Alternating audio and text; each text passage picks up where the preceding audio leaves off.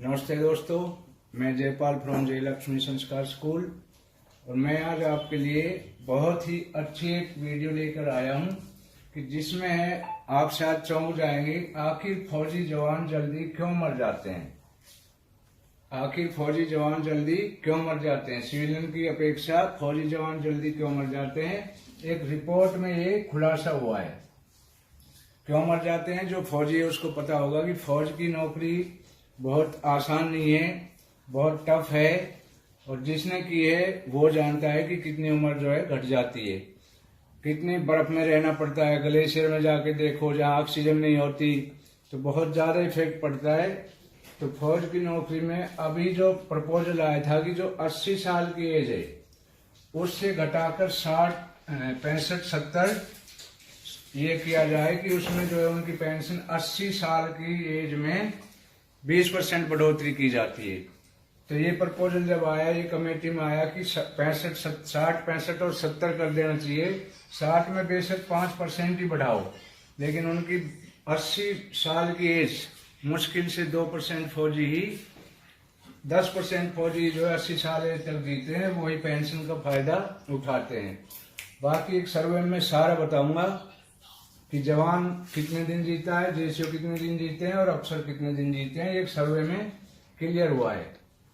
तो ये हुआ है कि 60 साल में उनकी जो पेंशन है वो 5% बढ़ोतरी की जानी चाहिए, 65 साल में 10% और 70 साल में 15% की बढ़ोतरी की मांग की गई थी। उसमें बहुत सारे सिविलियंस को ऑब्जेक्शन है। क्यों है ऑब्जेक्शन? की उन्होंने देखी नहीं कि आर्मी की नौकरी कितनी टफ है और इतना नहीं जी पाते हैं। 80 साल के उसमें आंकड़े बताते हैं कि 10% फौजी ही जी पाते हैं। वही जो है 20% जो पेंशन एक्स्ट्रा है उसका फायदा उनको मिलता है। बाकी जो 90% फौजी है वो इस एज तक नहीं जी पाते हैं। उसका रीजन है बहुत टफ नौकरी है, जिसने की है वो जानता है। अब होता क्या है, एक institute of applied research in man power analysis, इसमें जो है एनालाइज किया है, एक रिसर्च हुआ है कि एवरेज ऑफ सिविलियन, जो सिविलियन लोग हैं जो सिविल में सर्विस करते हैं, उनकी एवरेज एज 77 ईयर्स से 77 ईयर्स तक वो जिंदा रहते हैं, पेंशन लेते हैं। रेलवे में 78 ईयर्स, जो रेलवे में जॉब करते हैं उनकी 78 ईयर्स जो आंकड़े बताते हैं। और सेना के जो जवान है, जवान की जो मैक्सिमम एज है जिसमें बेचारे भगवान को प्यारे हो जाता है, जवान जो है 59 ईयर्स ऑफ एज में मैक्सिमम जवान भगवान के प्यारे हो जाते हैं। जेसीओ की औसतन एज 67 ईयर्स, ऑफिसर्स की 72.5%। ये फर्क क्यों है कि ऑफिसर्स को बहुत सारे यहाँ सिविल में आने के बाद में भी उनके बहुत सारे जॉब है, उनके पास कागजों में डिग्री है। और सिविल में क्या है कि कागजों की डिग्री देखी जाती है। जवान बेचारा जो टैंक खोल देता है, मिसाइल उड़ाता है, कम्युनिकेशन देखो विदेश में जाके वो करता है, लेकिन उसके पास कागजों में डिग्री नहीं है, इसलिए उसकी बेचारे की यहाँ पे कोई वैल्यू नहीं है। और उसको जॉब जो मिलती है रिसेटलमेंट में सिर्फ 2% को जॉब दी जाती है। बाकी को क्या करते हैं, किसी भी उसमें होटल के बाहर गार्ड खड़ा कर दिया, एटीएम के बाहर गार्ड बिठा दिया, किसी नेता के पीछे घूम रहा है, उसमें भी इनकी जो है जो इनको मिलना चाहिए वो हक नहीं मिल रहा है। क्योंकि फौजी को ज्यादा देना पड़ता है, इसलिए सिविल में से कोई 8 पढ़ा है, 5 पढ़ा है, अनपढ़ है, जो भी कंपनियां हैं, जो भी ठेके में है, वो सब कम सैलरी में उनको दे देती है। लेकिन फौजी को बेचारे वो गार्ड की नौकरी भी फौजी को मुहैया नहीं होती है।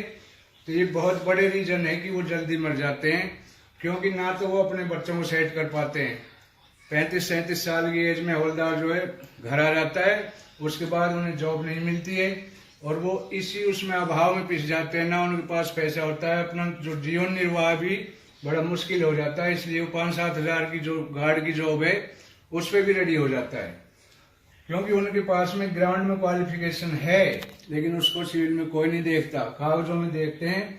और कागजों में जो है वो बेचारा नहीं ले पाता है, घर में बहुत अभाव होता है, गरीब घर से होते हैं, इसलिए वो कागजों में डिग्री नहीं ले पाते हैं। और ग्राउंड की डिग्री की यहाँ पे कोई वैल्यू नहीं है। इसलिए मैं सभी फौजियों से कहता हूँ कि जो भी हमारी इस तरह की कमेटी होती है, जो पेंशन वगैरह की बढ़ोतरी है, उसमें जवान और जेसीओज को जरूर शामिल किया जाना चाहिए। सिर्फ ऑफिसर्स पे ही नहीं छोड़ें, क्योंकि असली नौकरी उनको पता है, जितनी मुसीबत झेल रहे हैं सब जवानों को पता है, ऑफिसर्स को नहीं पता है। ऑफिसर्स को तो उनके पास में क्या है कि डिग्री है और सर्टिफिकेट है, पढ़े हैं, यहाँ आने के बाद उनको अच्छी जॉब मिल जाती है, वो चेयर पे बैठ के ही कमा लेते हैं। लेकिन जवानों के पास, बेचारों के पास कोई भी डिग्री नहीं है, क्वालिफिकेशन नहीं है कागजों की। सिविल में, ग्राउंड में उनके पास बहुत क्वालिफिकेशन है, जिसकी यहाँ पे कोई वैल्यू नहीं है। इसलिए मैं सभी फौजी भाइयों से ये रिक्वेस्ट करता हूँ कि जो ये प्रपोजल पास हुआ है कि 60 साल में 5%, 65% में 10% और 70 साल में जो है 15% बढ़ोतरी पेंशन में होनी चाहिए। तो इस वीडियो को जो भी फौजी देखते हैं वो सभी लाइक करें और शेयर करें, ताकि मैं आपकी आवाज सबके पास पहुंचा सकूं। हमारे जो जवान हैं, जेसीओ हैं, उनकी जो आखिरी जो मरने की जो वो है डेट, जल्दी क्यों मर जाते हैं, ये रीजन जो है इस रिपोर्ट में क्लियर हुआ है कि वो हमेशा जो है पैसे का अभाव रहा है, कभी चैन से नहीं बैठ पाए। तो ये थी हमारी वीडियो जो फौजियों के लिए बहुत ही फायदेमंद है। तो जो ये प्रपोजल पास हुआ है 60 साल में 5%, 70 साल में 10% और 75 साल में 15%, ये लागू होनी चाहिए। ये बहुत जरूरी है, क्योंकि हमारे जो फौजी हैं वो मैंने पहले ही बताया कि इस एज तक बहुत कम पहुंचते हैं, 10% ही इस एज तक पहुंचते हैं जिनको 20% पेंशन मिलती है, एक्स्ट्रा मिलती है। तो सभी से मेरा यही अनुरोध है कि ये होना चाहिए और इसमें सबकी सहमति होनी चाहिए।